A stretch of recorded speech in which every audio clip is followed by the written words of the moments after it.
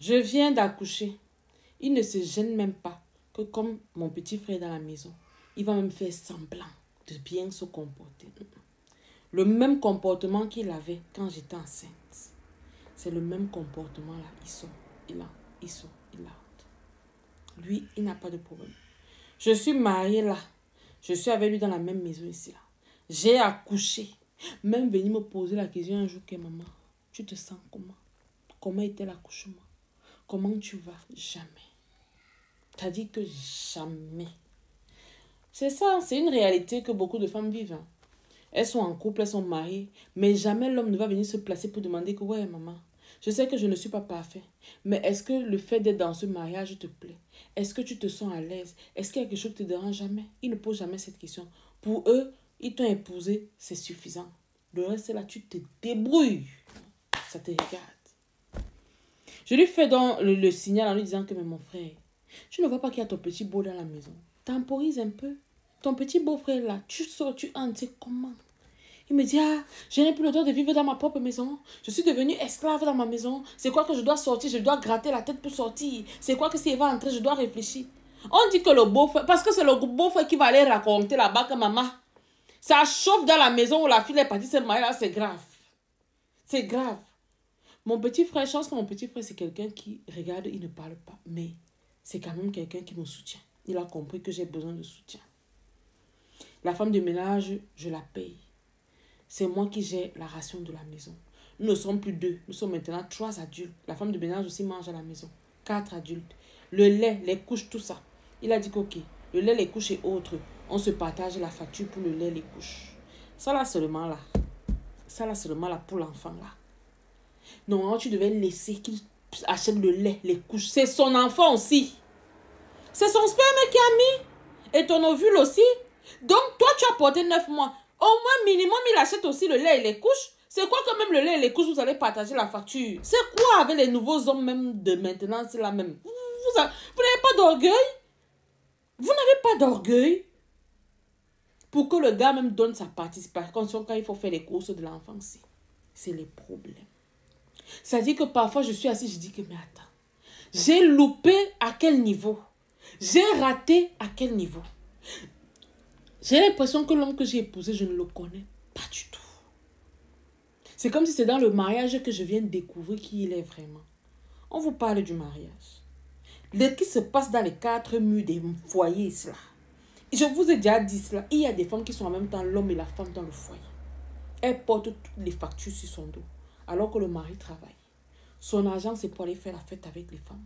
C'est pour monter, descendre. Pendant que toi, la femme, ton salaire, ton petit salaire que tu gagnes, c'est avec ça que tu vas t'occuper des enfants, de la maison, de la femme de ménage, de ceci. Toi-même, en tant que femme, tu dois t'occuper de toi-même. C'est comme ça, hein, les réalités du mariage, là. Que certains vivent cela. Le temps s'en va. Lui et moi, vraiment, il y a des tensions. Mais franchement, je prends toujours le temps. J'apaise les tensions. C'est toujours moi qui va vers lui. Je demande les excuses même quand je n'ai pas tort. Voilà aussi. Tu n'as pas tort et puis toi, tu vas aller demander les excuses. Mais pourquoi? Pourquoi? Je reste tranquille. Il y a mon petit frère qui est dans la maison. Je vais quand même essayer d'avoir une certaine image devant lui, un minimum de respect. Le temps s'en va. L'enfant grandit. Je reprends le travail. Voilà que l'enfant a 1 an. Il faut organiser l'anniversaire.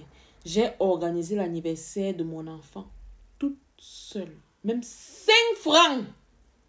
Il n'a pas sorti. Mais ses amis sont venus, ils ont mangé. Sa famille était là, ils ont mangé. C'est toujours moi qui subis, qui supporte, qui accepte. Tellement j'ai supporté, j'ai décidé d'aller voir sa mère. Je commence à expliquer à sa mère ce que je vis depuis que je me suis mariée. 5 ans aujourd'hui, ou 4 ans. Elle me dit, ah non, tu sais, le mariage n'est pas facile, il faut supporter. Peut-être qu'il a des problèmes et qu'il ne veut pas seulement t'en parler, donc essaye de supporter. Je lui dis que, mais si on est en couple et qu'il a des problèmes, pourquoi il ne me dit pas? Je lui fais comprendre que même côté intimité, c'est devenu très compliqué. C'est-à-dire que je dois gratter l'intimité avec mon propre pain que j'ai dans ma propre maison. Mon propre pain que j'ai dans ma propre maison, ça ne passe pas. C'est-à-dire que c'est quand lui, il veut qu'on a une intimité. Sinon, quand moi, je veux là, on n'a rien. C'est ça aussi. C'est ça aussi, le mariage là. Je reste tranquille, je dis ok. Si c'est ma croix que je dois porter pendant un temps, j'accepte et mon cœur reste ouvert. Non. Il faut arrêter vos histoires là que oh, c'est ma croix, je porte mon fardeau. C'est quel fardeau que tu portes? C'est quel fardeau que tu portes. Il faut arrêter ça. Il faut arrêter ça. Nous tous, on vient des familles. Nous tous, nous sommes les enfants de quelqu'un. On vient de quelque part. Vos choses là, quand vous arrivez dans le mariage là, vous partez subir, même ce qu'il ne faut pas subir là, il faut arrêter ça. Ok. Si j'avais su que me marier allait me faire devenir la plus insomniaque de la terre, je n'allais pas croire. Moi qui aimais dormir, moi qui aimais le sommeil. Elle dit que moi, voilà, mon enfant est là.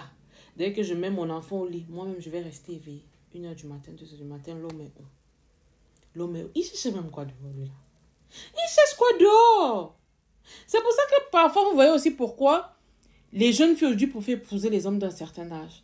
Parce que quand tu épouses un homme qui est de ta génération, ça ne va pas. Ça dit que tout est mélangé. Tu ne comprends pas. Ça dit que dans la tête du monsieur, il est encore jeune, il est encore célibataire. Et puis il a sa femme de ménage qui est sa femme qui est à la maison.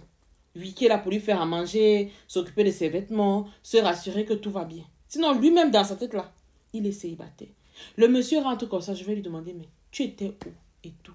Voilà les problèmes. Tu me suivais pourquoi? Au lieu de dormir, est-ce que tu dors avec mes yeux? Oh, je lui dis que, mais attends, on est ici à deux dans la maison. Il y a mon petit frère qui est à côté. Comment tu peux faire que tu sors? Tu reviens seulement à des heures bizarres. Pas une fois, pas deux fois, pas trois fois. Plusieurs fois, tout le temps. C'est que tu n'as pas pitié de moi. Tout ça là, on a des problèmes ici là où les finances ne sont pas gérées comme il faut. N'est-ce pas, tu as ton argent? Pourquoi c'est seulement mon argent que je regarde? Mais est-ce que je regarde ton argent? Est-ce que c'est ton argent que je voudrais être dans un certain confort? C'est le minimum. Je ne savais pas que me marier allait m'apporter autant de stress. Au lieu de prendre du poids, je suis dans la maison ici là. Je maigris. Moi, voici, le visage a déjà séché comme ça. Je suis toute maigre alors que je mangeais. Je mange. Mais le cœur parle. Tu te poses tellement de questions sur l'homme. Qu'est-ce qui ne va pas? Qu'est-ce qui n'a pas marché? Un jour, je décide d'aller lui parler. Je lui demande que est-ce que je t'ai fait quelque chose? Est-ce que je t'ai fait du mal? Est-ce que c'est parce que cet enfant est venu au monde que je t'embête? Est-ce que je ne sais pas si j'ai manqué à mon devoir d'épouse. Il faut me dire. Parce que le genre de comportement, si j'ai jamais vu ça. Il me dit, ah, tu ne m'as rien fait. Juste que tu aimes trop me harceler. Je lui dis, mais j'aime te harceler à quel moment? Je tiens à préciser que je ne suis pas le genre de femme qui je vais me mettre à appeler, courir, demander. Non. Je lui laisse son petit espace. Mais à la partie où il me dit que je le harcèle, là, je ne comprends pas. Je lui dis, ok, il n'y a pas de souci. Vu que moi, je te harcèle, ok, j'ai décidé de ne plus te harceler. Si c'est ça donc ton problème. Il me dit oui, parce que oui, dès que je sors un peu, dès que je reviens, tu me parles, tu me demandes où j'étais, avec qui j'étais, pourquoi je rentre tard. Je lui dis, c'est normal, on vit à deux. Tu ne donnes jamais de nouvelles. Tu pars, tu reviens toujours à tes heures bizarres. C'est normal que je pose des questions. Est-ce que le fait de poser des questions doit apporter des problèmes? Ah, le problème, c'est qu'ils ne veulent pas répondre aux questions. Ils ne veulent pas répondre aux questions parce que même ils savent ce qu'ils font là-bas dehors. Ou bien, vous-même, vous savez. C'est pour ça que vous n'aimez pas quand on vous pose des questions. On est d'accord ou pas? Ah. Le temps s'en va. Mon foyer ne fait que chauffer. C'est-à-dire que le foyer chauffe. Je me plains chez mes soeurs. Je me plains chez ma mère. Je me plains chez ma belle-mère. J'ai le cœur qui parle. C'est-à-dire que c'est triste parce que parfois tu vois une jeune mariée en route. Elle est tellement l'ombre d'elle-même. Tu te dis, mais attends. La jeune fille s'est mariée, si elle était toute belle, elle était toute fraîche, elle était... Comment elle a changé comme ça? Comment elle a vieilli comme ça? C'est quoi ça? Tellement le cœur de l'enfant des gens parle. Tellement elle est dépassée qu'elle ne sait même pas quoi avec la qualité de mari qu'elle a. Voilà le monsieur ici là. C'est lui qui partage les factures. C'est lui qui fait machin. Je suis avec mon mari dans la même maison ici là. Ça dit que moi j'apprends les choses qu'il fait. C'est dehors que j'apprends. C'est dehors que j'apprends. Pendant 1 an, c'est moi qui gérais tout à la maison. Parce que soi-disant, il n'avait pas de salaire. Parce que soi-disant, on ne les payait pas. Lilou, j'ai tout pris en charge. La maison, mon petit frère, l'enfant. Tout pendant 1 an. Jour pour jour. C'est moi qui m'occupais de la maison de A à Z. Même le sous-vêtement pour porter, je n'arrivais pas à m'acheter. Même le rouge à lèvres pour aller au travail, je n'arrivais pas à m'acheter. C'est-à-dire que ma vie, c'était dépense sur dépense. Mais je prenais souvent parce que je disais que non, c'est le mariage, il y a les hauts et les bas. Je vais supporter, puis ça va aller. Et comme Dieu sait faire ces choses, c'est ça que je vous dis toujours que faites du bien sur cette terre-ci, faites du bien. Un jour, Dieu va vous montrer le visage des gens.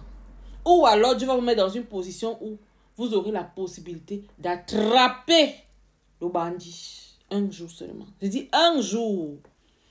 J'ai souffert dans mon foyer cela.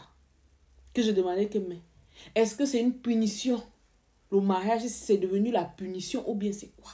Je ne comprends pas. Le monsieur et moi, on ne peut pas avoir une conversation quand c'est seulement les problèmes. Petite conversation, les problèmes. Je demande que, mais j'ai même épousé qui, Seigneur? Qui? La seule chose que ce monsieur n'a pas fait sur moi, c'est lever la main sur moi. Mais je peux vous dire que nos prises de tête étaient souvent fortes et intenses. Au point où un jour, mon petit frère m'a demandé que, mais si c'est comme ça que vous faites quand je suis là, le jour que je ne serai pas là, vous allez seulement vous entretuer dans la maison aussi. Malgré que même mon petit frère là, il ne se retient pas. Si le monsieur commence à m'insulter ici, si le monsieur commence à ça dit que mal me parler ici, moi-même je reste et dis que Seigneur, qu'est-ce que j'ai fait? C'est à quel moment que j'ai raté l'affaire, le virage? Si on vous parle des foyers des gens, vous n'allez pas croire. Ce que vous voyez dehors là, c'est autre chose, hein.